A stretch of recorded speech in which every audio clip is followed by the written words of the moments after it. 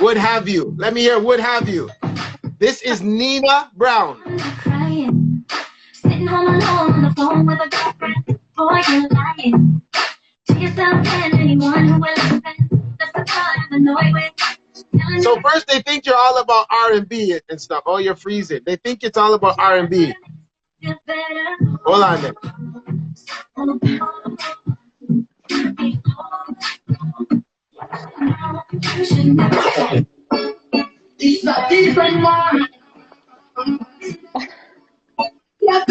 This is Are You Still Mine with Shatta Win. Shatta Wali. Yeah.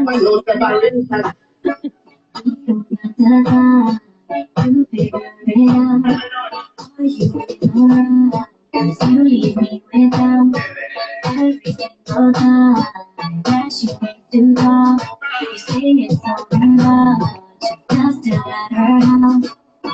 And I just need to know if you're gonna be there, if you're gonna show, if you're gonna see her. Cause you know I know that she's still me. Let me tell ya, you got history, but what about the story? I know you're just trying to be there, do the right thing, but I'm here and there. Always wondering if you really mean what you say.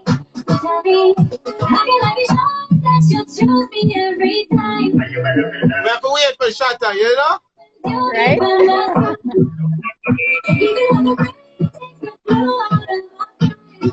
Hey, old school, big up yourself.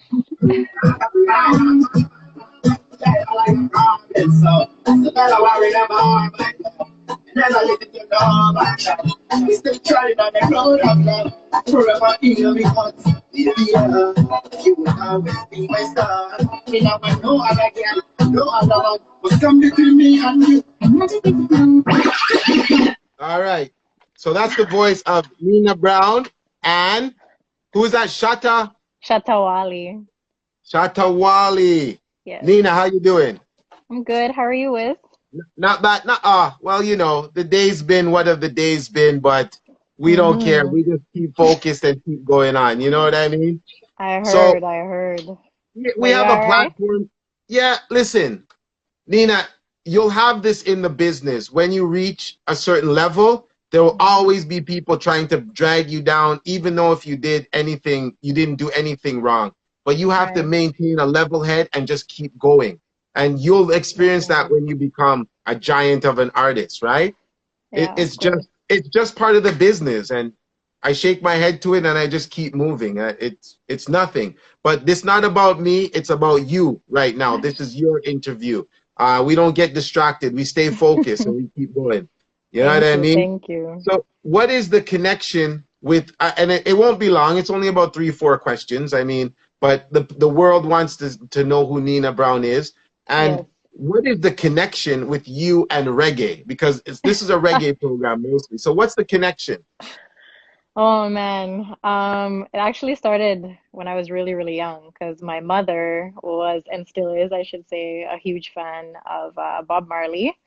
So reggae music was kind of playing in the house from the time I was very small. Right. Before I even knew what reggae music was, right? So I just knew that I liked it. I knew that I liked to dance to it when I was a small child, you know. And and then she also liked another group, which is a reggae group called Bonnie M from like the 70s, late 70s, early 80s. So yeah, she used to play that stuff in the house all the time, even to this day. And then, as you know, live in Toronto, so it's a melting pot of a lot of different cultures and everything. So being around that as well, I have a lot of, friends and acquaintances and whatnot from the Caribbean background and that sort of thing. Right. So that's kind of how that happened. It wasn't necessarily on purpose, but yeah. So would you consider, I know mainstream, you're probably what, R&B soul is the reggae the second flavor or what is it like? I mean, me personally, I don't like to compartmentalize myself. I can't speak today, and say I'm like a reggae or an R&B singer or whatnot. But I would definitely say the R&B is kind of where I started. And then the reggae and the dance hall kind of fused into what I was doing. So I wouldn't say I'm like a DJ, like a dance hall DJ or anything like that. I can spit a few bars if I need to, but you know, Right, right, mix it right, up a right. little. But I definitely would say like I'm a singer. So yeah, I'd say R&B is kind of the the foreground, like main genre, but Yeah. reggae is definitely a big part of it, especially with the new EP and with everything that I'm doing these days. So Yeah. yeah, So tell us about some of, like, I have to really put reggae to the forefront because of that's the course, yeah, culture. So of tell course. us some of the artists that you work with. Tell us about your trip to Jamaica and stuff like that. Let us know give us your little in-depth of life. So I've been to Jamaica multiple times now. The first time was about 2 years ago. So a lot of people are surprised by that. A lot of people thought I had been there earlier, but actually no. Okay. And I've been there now like 5 or 6 times, and all music related, really. So when I'm in Jamaica, I don't get to hit the beach really, other than in passing. It's mostly just like studio and going like to do interviews. And I was supposed to be there when the album released. So we were supposed to have like a launch party down there and Okay. interviews and like a media kind of tour and that sort of thing. But unfortunately, COVID put a little damper on that and a lot of plans, Yeah. as everybody knows, right? Yeah. But yeah, so for me, infusing reggae was probably started about almost 3 years ago now, Yeah. where some of my friends in the music business up here, who are Jamaican but just live here now, introduced me to a lot of people, and then that's kind of how we got the ball rolling. One of my producers from up here also connected me with the artist from St. Vincent, Dynamite. So that was kind of my first song when we did a remix to the song Where Did You Come From, which was actually a soca remix. So that first hit St. Vincent, obviously, thanks to him and his connection with like Skinny Fabulous and them. And then it made its way across to Jamaica.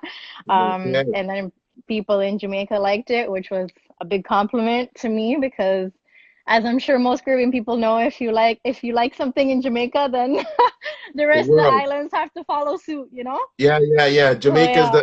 the pot that makes everything bubble, you know? Right, right. So, So they were really feeling it, and then that prompted my first trip in October 2018 to Jamaica. And then since then, I've been multiple times, as I said.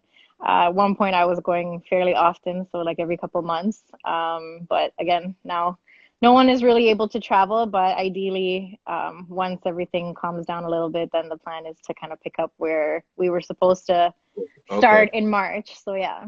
So let's see where you're supposed to start in March. Who were some of the artists that you've worked with, like, you know, On the reggae wise? EP, I actually worked with two African artists. So the one you heard from Are You Still Mine, Shatta Wally, he's out of Ghana. Okay. And he is well, he calls himself, but as well as his fans, the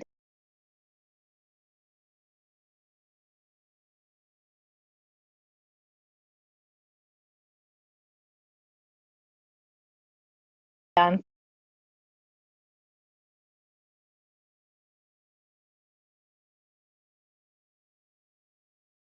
hall king of African dancehall king of Okay. Ghana and I guess all of Africa.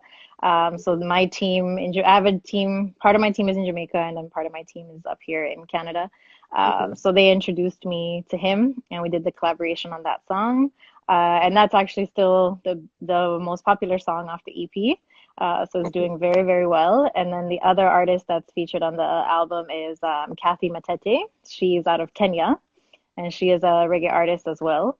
So we Okay. wanted to mix it up a little because, of course, there's so many collaborations, male female collaborations, but we wanted to actually do a female female collaboration, Okay. and show like the unity between the females and everything. And I was happy that she was, definitely interested and willing to be part of the project.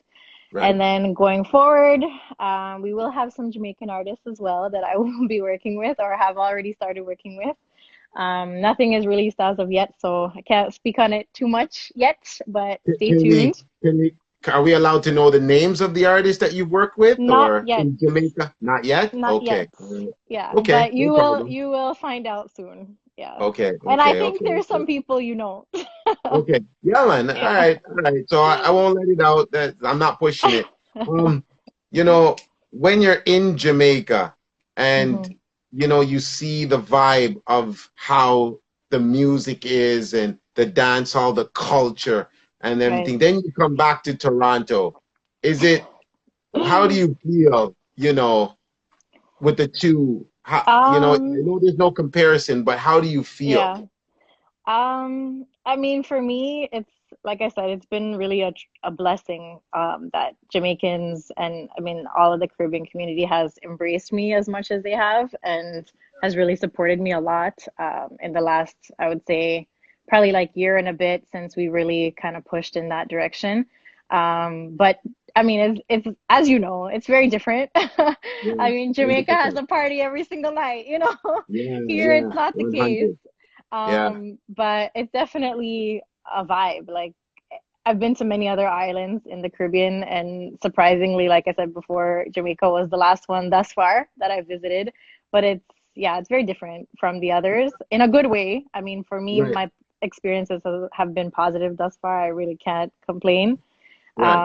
As I said, I haven't really had the experience to like party as much as maybe others have or would otherwise if they're just going on vacation, just because a lot Yeah. of my visits were work related. But we still Okay. had some time to work hard and play hard, you To know? work hard. Is there any Jamaican artist as female as inspiration for you that you kind of maybe you might want to work with and maybe they're not Yes, on the album? Can I definitely. say? Definitely, yes. One of my favorite reggae artists from Jamaica is Elaine. I absolutely Hey, love her. I love her vocal ability. I love her personality as just, a regular person as well. She doesn't I love the fact, well, a lot of Jamaican artists are that way. Like they don't act as if, they're better than anyone else. Like you can see them literally on the street, mingling with the yeah, average folk, right?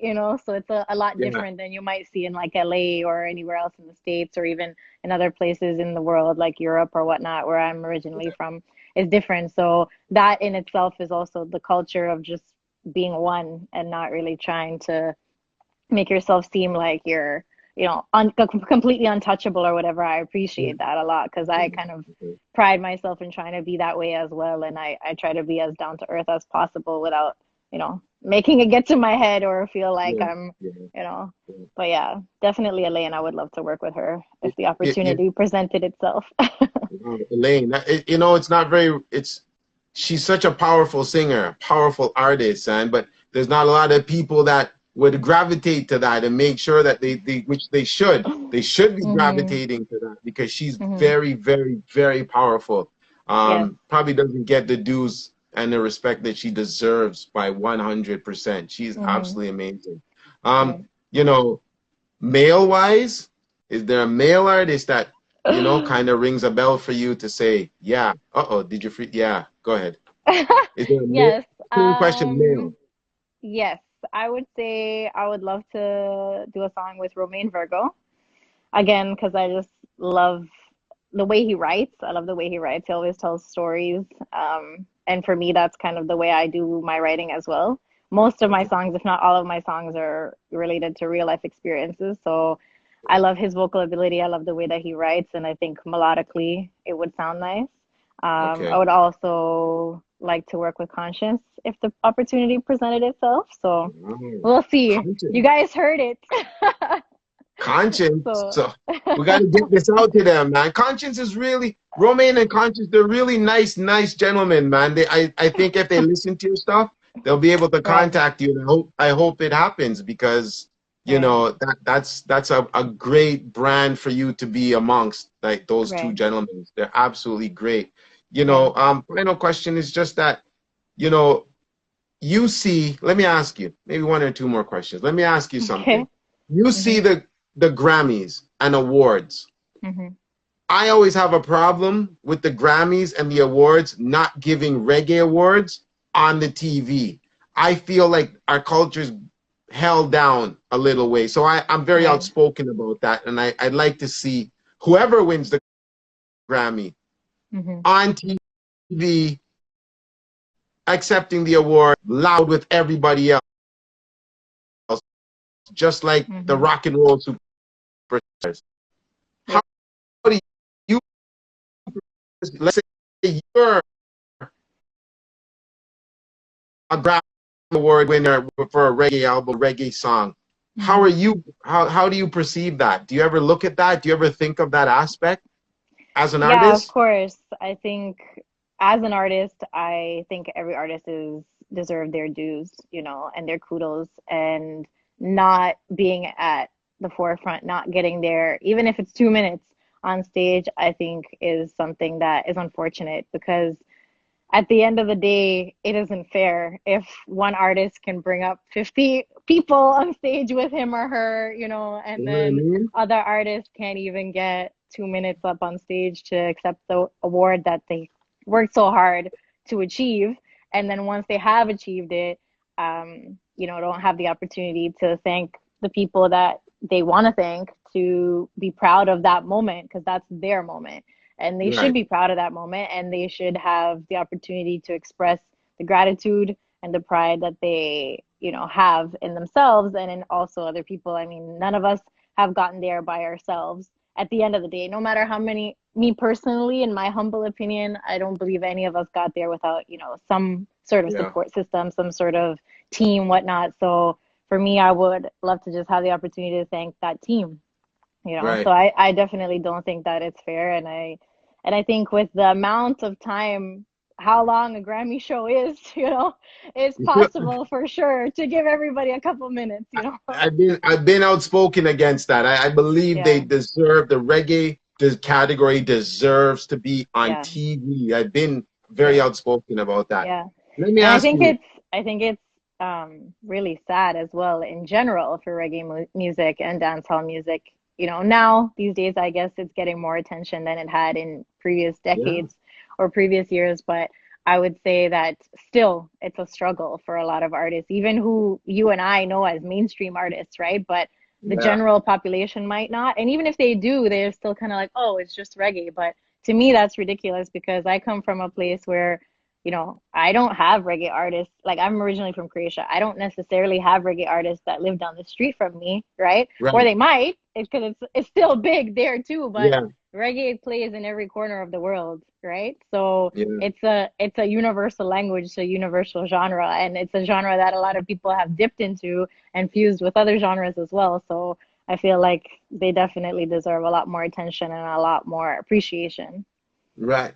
What were your friends thought of your, what did like, the thought of your friends and the people around you when you said, I want to do like reggae, or I want to do songs and make sure reggae is a part of it. What were their initial thoughts and their reactions?